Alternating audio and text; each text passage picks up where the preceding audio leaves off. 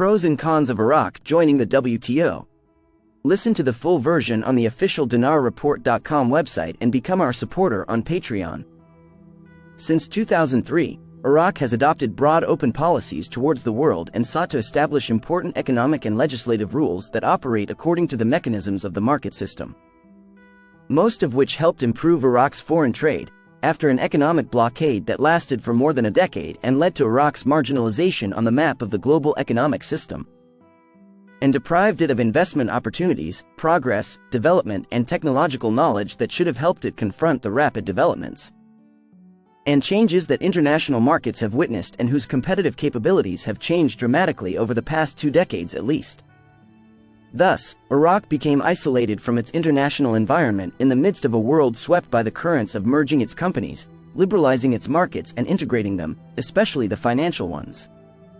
and the dominance of the new liberal doctrine, which required broad economic transformations in the field of information technology that became in harmony with the internationalism of productive activity through the role that multinational companies began to play and the increasing competitive advantage of the products that the world markets began to generate. However, we find in the integration of financial markets, whose assets exceed $850 trillion, the main title of financial globalization and the main focus of dominance in the globalization of the new liberal economy. At the same time, it represents the trend of transition in the axes of international trade and the introduction to the transformation from the scope of the GATT agreement signed in 1948 to the World Trade Organization Agreement, WTO, where the latter focused on regulating a wide range of trade and services, especially financial services, whose annexes were called the GATS Agreement in 1994 based on the Uruguay Round. While the gross domestic product of the world's 192 economies does not exceed $83 trillion annually at present, and the value of world trade in goods and services has also not increased annually by more than a third of the aforementioned global output, we find that trade in currency conversion, speculation, and short-term capital movements exceeds about $4.5 trillion daily in international monetary and financial markets, a speculative financial trade whose annual total exceeds more than 50 times the total global trade in goods and services. In the midst of these changes in the international commercial and financial space, Iraq has moved to important organizational levels in the transition to a market economy to break the effects of its international isolation by engaging in a strong area of economic liberalism that focused on liberalizing the areas of Iraq's foreign trade in goods and services and the means of financing them. Despite the fluctuations in its organization, as well as the development and expansion of areas of progress achieved in some financial services and improving the environment for foreign investment through the legislation of the banking and investment laws and the central bank law, which allows foreign banks to operate in Iraq and allows the transfer of capital and currency in a manner that serves Iraq's openness to the world in the conditions of a central rentier economy that is difficult to deal with in understanding market liberalism, which nevertheless led to providing positive opportunities and promising legal and organizational foundations for the Iraqi business environment. However, all of this is not enough to put Iraq on the path of international economic competition. There are still more than 5,000 legislative texts that hinder economic freedom and market activity, which are being studied by legal circles and which must be amended so that Iraq can integrate into international trade and investment and prepare it to join the World Trade Organization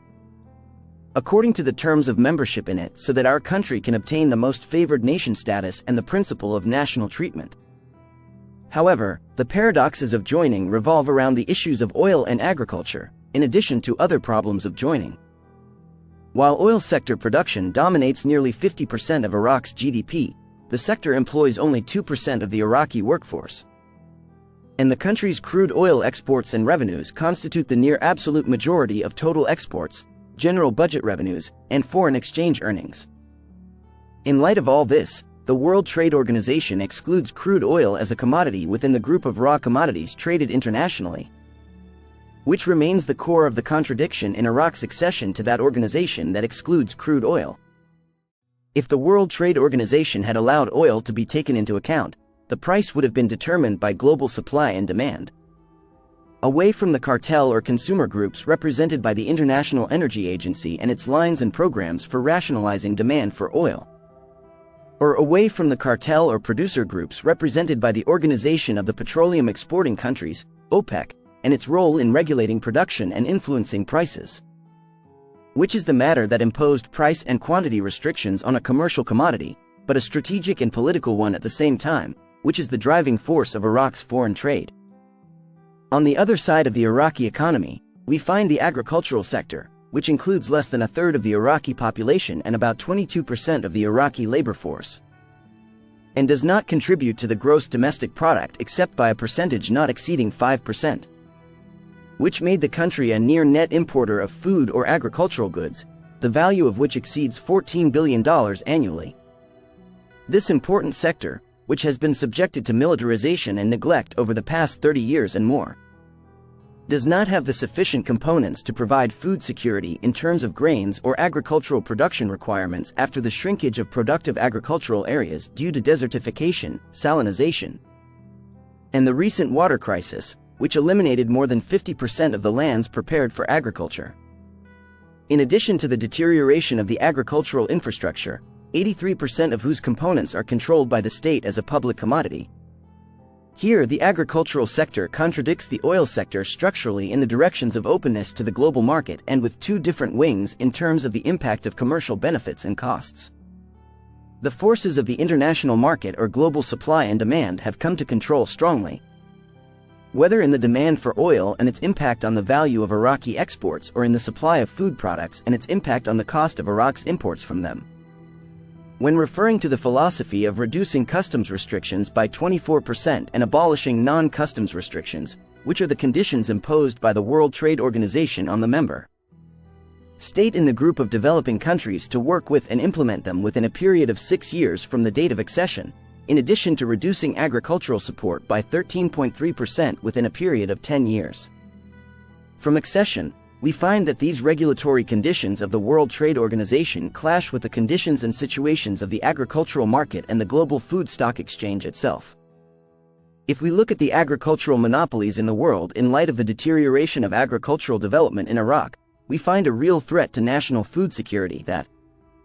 restricts the country in the event of joining the organization unless it is preceded by starting or following an agricultural program for self-sufficiency immediately.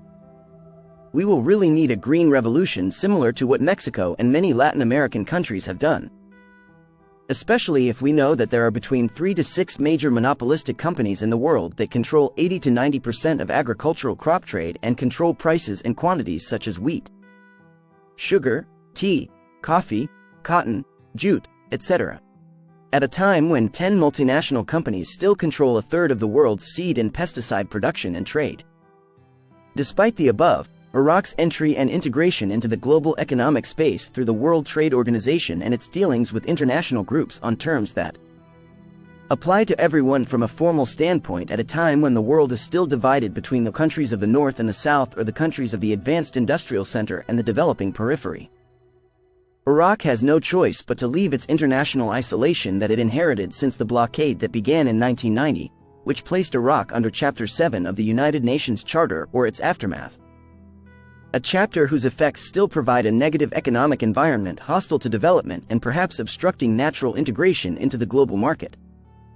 This chapter prohibits levels of investment in advanced technology or easy dealings with the world due to the restrictions it imposes on our country as a high-risk country that threatens world peace and allows the use of force against it in a regrettable legacy for the civilization of Mesopotamia despite the disappearance of the objective reasons for which the economic blockade was imposed on Iraq. Noting that Iraq's accession to regional economic zones, such as the Greater Arab Free Trade Area and other economic agreements within the framework of the Arab League or other forms of regional integration and consolidation, must take into account the implementation of the provisions contained in the World Trade Organization Agreement and before it the GATT Agreement, both of which have become binding restrictions on the implementation of trade agreements. Thus, any trade facilitations within the framework of regional agreements become useless or worthless if they are less than the facilitations provided within the framework of the World Trade Organization. Finally, Iraq's continued isolation from its international environment will cost it a lot due to the loss of organizational advantages and opportunities, technological and legal benefits, and other areas of investment and arbitration, which are opportunities that isolation from the world does not provide and does not enable a gradual transformation into a group of stable and low-risk countries. a transformation that encourages international cooperation in a secure global investment and trade environment, provided that effective development begins based on the Strong Push program. Third round of negotiations for Iraq's accession to the World Trade Organization.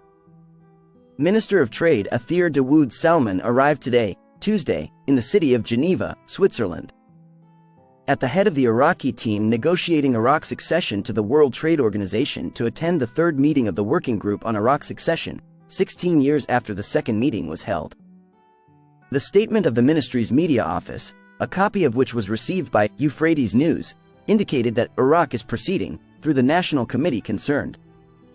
with its accession to the World Organization, which is headed by the Minister of Trade, to complete its procedures to accomplish the required files and support reforms and legislation to be in line with the market